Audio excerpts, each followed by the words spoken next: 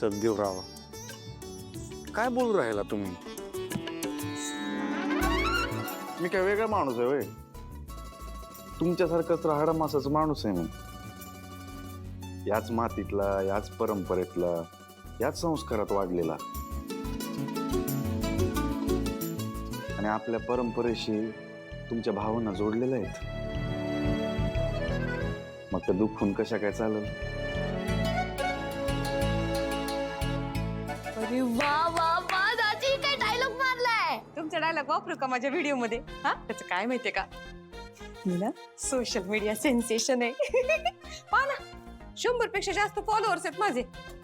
आणि तुम्ही जेव्हापासून माझ्या व्हिडिओ मध्ये दिसायला लागला ना, अहो नुसते बस फॉलोअर वाटतायत. मी काय म्हणते, हाणायचा का दोघांनी एकत्र एखादा ब्लॉग? हा चला. अगे जयंती, या सगळ्यात त्यांना घेऊ नकोस. सगळ्या दादा वहिनीच्या वहिनी आहेत त्या. कर कर कर. हा. एक मिनिट बघा, या गोष्टींची ना सवय नाही आहे मला.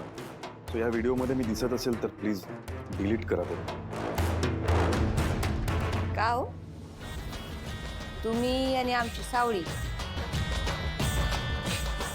एकत्र एका व्हिडिओ मध्ये दिसला म्हणून? हा,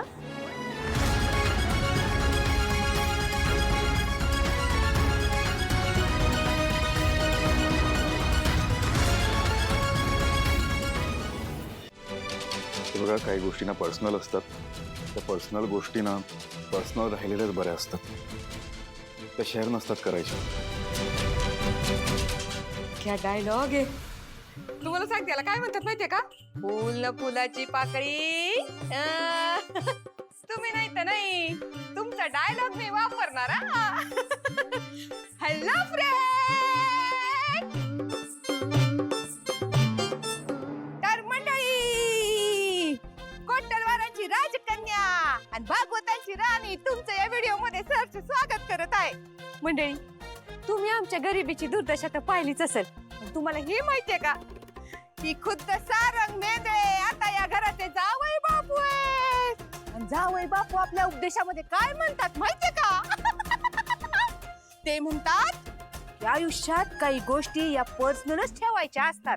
त्या पर्सनलच्या पर्सनलच राहिल्या पाहिजे. तुम्हाला काय वाटतं सांगा बरं? आणि हो, तुमची एखादी पर्सनल गोष्ट असेल ना तर ती कमेंट मध्ये सांगा. मी कुणाला सांगणार नाही.